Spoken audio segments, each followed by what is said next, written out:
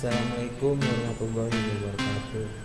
Perkenalkan, nama saya Tommy Irianto, NPM 109180640081, Teknik Informatika semester 6. Di sini saya akan mempresentasikan sistem terintegrasi untuk memenuhi tugas syarat ujian akhir semester dosen Pak Rama Aditya.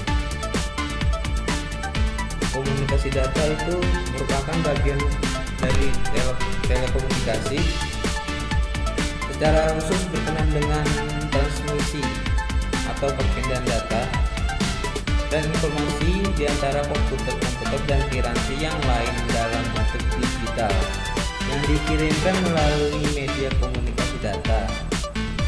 Data itu informasi yang disajikan oleh isyarat digital. Komunikasi data merupakan bagian vital dari suatu masyarakat informasi karena sistem ini menyediakan infrastruktur yang memungkinkan komputer dapat berkomunikasi satu sama lain. Komponen komunikasi data. Pengiriman adalah piranti yang mengirimkan data. Penerima itu piranti yang menerima data. Dan data adalah informasi yang akan dipindahkan. Medianya, media pengiriman adalah media atau saluran yang digunakan untuk mengirimkan data.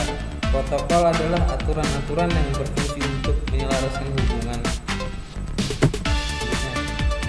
Protokol dapat diartikan sebagai aturan yang mengidentifikasikan beberapa fungsi yang ada dalam sebuah jaringan komputer, misalnya mengirim pesan, data, informasi, dan fungsi lain. Komponen protokol ada 3, itu aturan atau prosedur mengatur pembentukan atau pemutusan hubungan. Format atau bentuk mengatur proses transfer data, representasi pesan. Kosakata, jenis pesan dan makna masing-masing pesan. Fungsinya, secara umum fungsi dari protokol itu untuk menghubungkan sisi pengirim dan sisi penerima dalam berkomunikasi serta dalam bertukar informasi agar dapat berjalan dengan baik dan benar. Model layar OSI seperti ini: upper layer, lower layer. OSI dengan protokol internet seperti ini.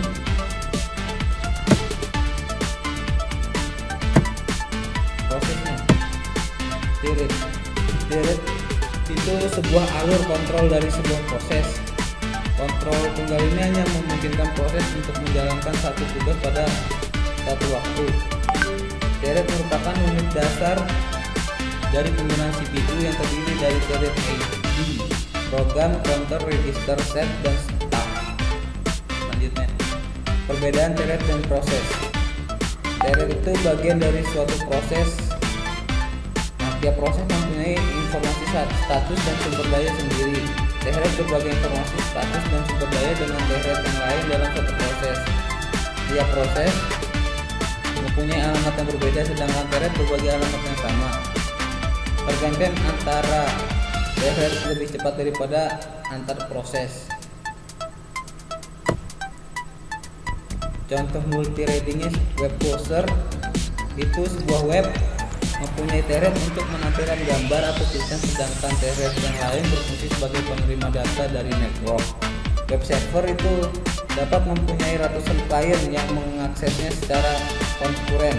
Kalau web server berjalan sebagai proses yang hanya mempunyai direct tunggal, maka ia hanya dapat melayani satu klien pada satuan waktu. Selanjutnya file service. File sistem terdistribusi, disingkat DVS, adalah file sistem yang mendukung sharing file dan resources dalam bentuk penyimpanan persisten di sebuah network. Selanjutnya seperti ini contoh file service. Kebutuhan file sistem terdistribusi, transparansi, keseimbangan antara fleksibilitas dan skalabilitas terhadap kompleksitas dan performasi dalam desainnya. concurrent file update, file regulation, hardware dan operation system, fault tolerance, consistency, security, efficiency. File service architecture seperti ini. Sekian dari saya.